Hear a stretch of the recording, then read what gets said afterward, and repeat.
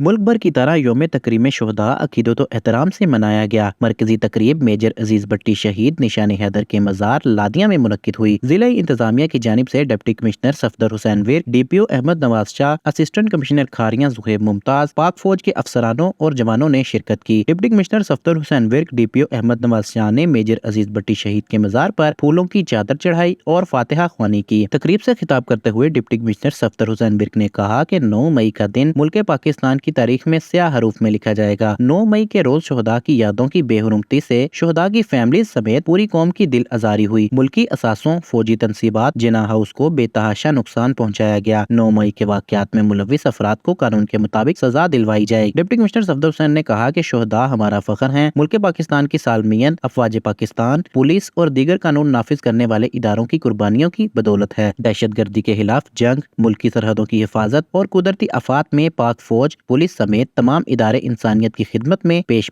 ہیں۔ انہوں نے کہا کہ شہداء اور ان کے خاندانوں کے ساتھ عقیدت و احترام کا رشتہ ہمیشہ قائم رہے گا۔ ڈی سی نے کہا کہ ملک بھر کی طرح ضلع گجرات میں بھی سرکاری اسکول، کالجز میں شہدائے پاکستان سے اظہار عقیدت اور ان کی لازوال قربانیوں کو خراج تحسین پیش کرنے کے لیے دعائیہ تقریبات کا انعقاد کیا گیا، جس میں شہداء کی عظمت اور ان کی قربانیوں کو خراج تحسین پیش کیا گیا اور ان کے درجات کی بلندی کے لیے دعائیں مانگی گئیں۔ صفدر حسین ورک نے کہا کہ وہی قومیں ترقی کرتی ہیں جو اپنے محسنوں کے احسانات اور قربانیوں کو ہمیشہ یاد رکھتی ہیں۔ ہم بحیثیت قوم ہمارے شہداء کی قربانیوں کو کبھی فراموش نہیں کر سکتے۔